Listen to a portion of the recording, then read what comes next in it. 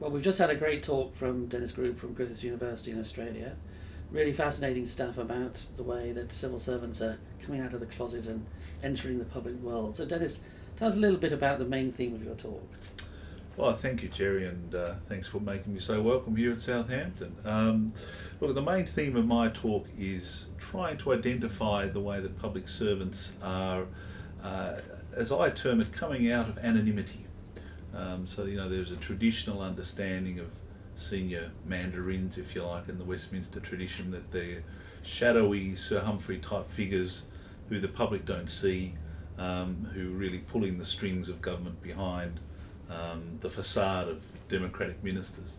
And the theme of my talk is suggesting that that is beginning to change, and that senior public servants are becoming public figures in their own right, who we might read about in the newspaper, see on the television, and that this affects the way we view the role of the public service, if you like, in our democracy.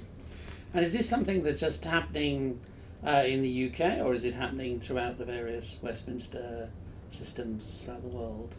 Yeah, my argument is that it's happening across the established Westminster democracies. So I'm particularly looking at Australia, the UK, New Zealand and Canada, and certainly I'm seeing similar features across the four systems with some significant local variation, of course.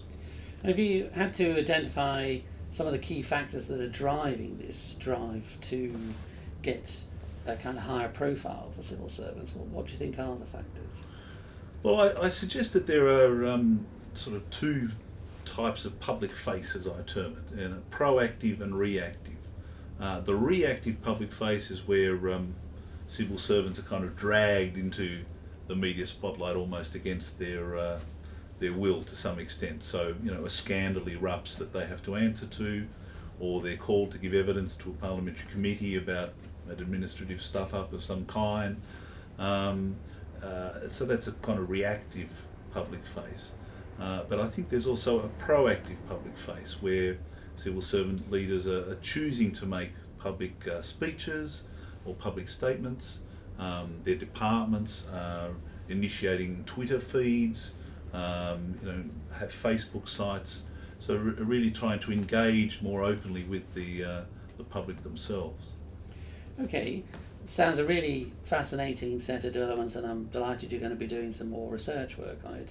But if you had to speculate as to what your concerns are about this issue, I mean, is it something where we just say, well, civil servants are entering the media age, congratulations, or is it there's more issues there at stake? I mean, it's in a sense two of the foundation stones, I would argue, of a Westminster civil service, of the way we've traditionally understood it, is that they are non-partisan and they are anonymous.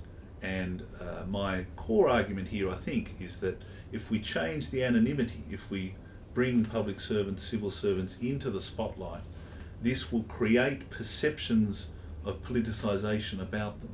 So it will also threaten that core belief that our civil service should be non-partisan and should be seen to be non-partisan.